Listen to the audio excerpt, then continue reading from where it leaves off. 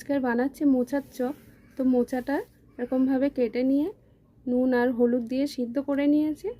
সিদ্ধ করে ধুয়ে জলটাকে চেপে ফেলে দিয়েছি।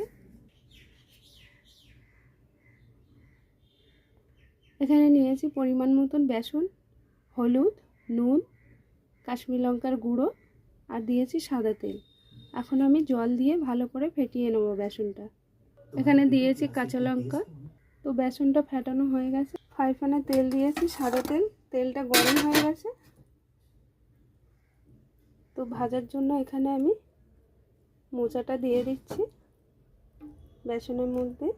মোচাটা ভালো করে ডুবিয়ে নিয়ে তারপরে এরকমভাবে ভাজতে হবে।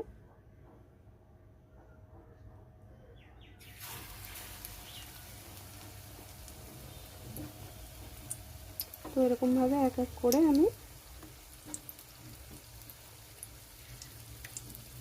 ভাজতে দিয়ে দিচ্ছি।